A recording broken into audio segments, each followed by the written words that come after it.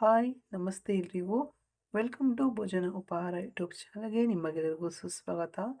Bakery ಸ್ಟೈಲ್‌ನಲ್ಲಿ ಸಣ್ಣ ಸಣ್ಣದಾಗಿ ಸಿಗುವಂತಹ ಕೋಲು ಬಳೆಯನ್ನು ಮನೇಲಿ ಹೇಗೆ ಮಾಡೋದು ಅಂತ ನೋಡಿ. ತುಂಬಾನೇ ರುಚಿಯಾಗಿರುತ್ತೆ. ಈ ಥರ ಮಕ್ಳಿಗೆ ಮಾಡ್ಕೊಡೋದ್ರಿಂದ ತುಂಬಾನೇ ಇಷ್ಟಪಡ್ತಾರೆ.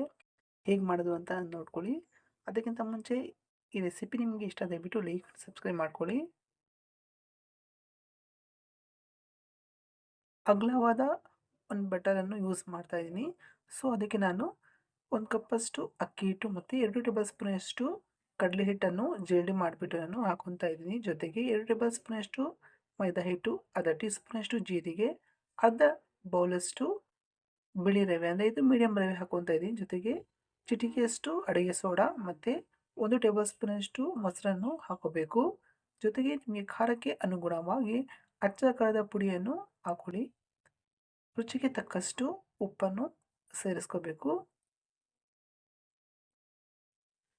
ನಿಮ್ಗಳ ರುಚಿಗೆ ತಕ್ಕಷ್ಟು ನೀವು ಉಪ್ಪು ಸೇರಿಸ್ಕೋಬಹುದು. ಸೊ ಇವಾಗ ಎಲ್ಲವನ್ನು ನೀವು ಚೆನ್ನಾಗಿ ಮಿಕ್ಸ್ ಮಾಡ್ಕೋಬೇಕು. ನೋಡಿ ನಾನು ಈ ಥರ ಮಿಕ್ಸ್ ಮಾಡ್ಕೊತಾ ಇದ್ದೀನಿ.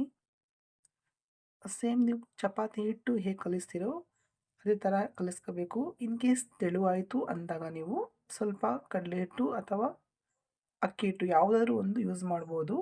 ಒಮ್ಮೆಲೇ ನೀರನ್ನು ಸೇರಿಸ್ಕೋಬಾರ್ದು. ಅಂದರೆ ಸ್ವಲ್ಪ ಸ್ವಲ್ಪನೇ ನೀರು ಹಾಕಿಬಿಟ್ಟು ನೀವು ಕಲಿಸ್ಕೋಬೇಕು.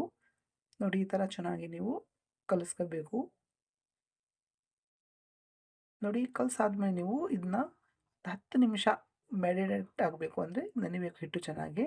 ಸೊ 10 ನಿಮಿಷ ಆದಮೇಲೆ ನಾನು ಈ ಥರ ಸಣ್ಣದಾದ ಉಂಡೆಯನ್ನು ತಗೊಂಡ್ಬಿಟ್ಟು ಕೈಯಲ್ಲಿ ಈ ಥರ ಅಗಲವಾಗಿ ಅಂದರೆ ಉದ್ದವಾಗಿ ಉಜ್ಕೊತಾ ಇದ್ದೀನಿ.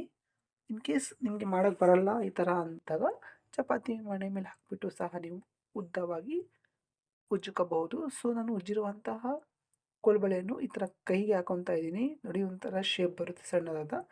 ನೋಡಿ ಈ ಥರ ಎಲ್ಲವನ್ನೂ ಮಾಡಿಬಿಟ್ಟು ನೀವು ಇಟ್ಕೊಳ್ಳಿ. ಇದೇ ಥರ ನೋಡಿ ಈ ಥರ ಮಾಡಿಬಿಟ್ಟು ಒಂದು ಪ್ಲೇಟಲ್ಲಿ ಇಟ್ಕೊಂಡಿದ್ದೀನಿ. ಸೊ ಇವಾಗ ಸ್ಟವ್ನ ಆನ್ ಮಾಡಿಬಿಟ್ಟು ಒಂದು ಬಾಣಲೆ ಇಟ್ಕೊಳ್ಳಿ. ಸೊ ಅದಕ್ಕೆ ಡೀಪಾಗಿ ಫ್ರೈ ಮಾಡಲಿಕ್ಕೆ ನಾನು ಅಡುಗೆಯನ್ನು ಯೂಸ್ ಮಾಡ್ತಾ ಇದ್ದೀನಿ. ಎಣ್ಣೆ ಬಿಸಿ ಆದಮೇಲೆ ಮಾಡಿರುವಂತಹ ಕೋಲುಬಳೆಯನ್ನು ನೀವು ನಿಧಾನವಾಗಿ ಹುಷಾರಾಗಿ ಹಾಕಿ. ಫ್ರೈ ಮಾಡಬೇಕಾದ್ರೂ ಅಷ್ಟೇ ನೀವು ಸಣ್ಣ ಉರಿಯಲ್ಲೇ ಫ್ರೈ ಮಾಡ್ಕೊಳ್ಳಿ. ಅಂದರೆ ಲೋ ಫ್ಲೇಮಲ್ಲೇ ಮಾಡ್ಕೋಬೇಕು. ಹೈ ಫ್ಲೇಮಲ್ಲಿ ಬೇಡ, ಬೇಗನೆ ಬೆಂದ್ಬಿಡುತ್ತೆ. ಮೇಲೆ ಬಣ್ಣ ಬರುತ್ತೆ ಬಟ್ ಒಳಗೆ ಬೇಯಲ್ಲ. ಸೊ ಅದಕ್ಕೆ ಸಣ್ಣ ಉರಿಯಲ್ಲಿ ನೀವು ಫ್ರೈ ಮಾಡ್ಕೊಳ್ಳಿ. ಇದು ಫ್ರೈ ಆಗಲಿಕ್ಕೆ ಸ್ವಲ್ಪ ಟೈಮ್ ತಾಳುತ್ತೆ. ಸೊ ಕ್ರಿಸ್ಪ್ ಬರೋವರೆಗೂ ನೀವು ಚೆನ್ನಾಗಿ ಇದನ್ನ ಫ್ರೈ ಮಾಡ್ಕೋಬೇಕು. ಎರಡೂ ಸೈಡಲ್ಲಿ ನೀವು ಚೆನ್ನಾಗಿ ಫ್ರೈ ಮಾಡ್ಕೊಳ್ಳಿ. ಮತ್ತು ಬಣ್ಣ ಒಂದು ಸೈಡ್ ಬಂದಾಗ ನೀವು ಇನ್ನೊಂದು ಸೈಡಲ್ಲಿ ಈ ಥರ ಮಗ್ಚ್ ಹಾಕೋಬೇಕು. ತುಂಬಾ ಟೇಸ್ಟಿಯಾಗಿರುತ್ತೆ. ಮಾಡಿಬಿಟ್ಟು ನೀವು ಕಮೆಂಟಲ್ಲಿ ತಿಳಿಸಿ ಚೆನ್ನಾಗಿ ಬಂದಿತ್ತು ಅಂತ.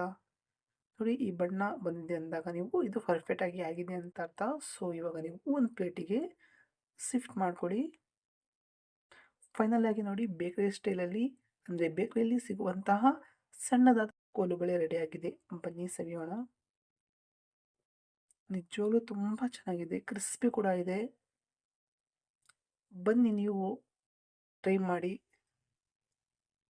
ಹೇಗಾಗಿತ್ತು ಅಂತ ಟ್ರೈ ಮಾಡಿ ಮನೆಯಲ್ಲಿ ಕಮೆಂಟ್ ಹೇಳಿ ತಿಳಿಸಿ. ತುಂಬಾ ಚೆನ್ನಾಗಿದೆ ಇದು. ಸೊ ನೋಡಿ ಈ ರೆಸಿಪಿ ನಿಮಗೆ ಇಷ್ಟ ಆದರೆ ದಯವಿಟ್ಟು ಲೈಕ್ ಮಾಡಿ, ಸಬ್ಸ್ಕ್ರೈಬ್ ಮಾಡ್ಕೊಳ್ಳಿ, ಆದಷ್ಟು ಶೇರ್ ಮಾಡಿ, ವಿಡಿಯೋನ ಸ್ಕಿಪ್ ಮಾಡದೆ ಪೂರ್ತಿಯಾಗಿ ನೋಡಿ. ಧನ್ಯವಾದಗಳು. ಮತ್ತೆ ಹೊಸ ರೆಸಿಪಿಯೊಂದಿಗೆ ಸಿಗ್ತೀನಿ.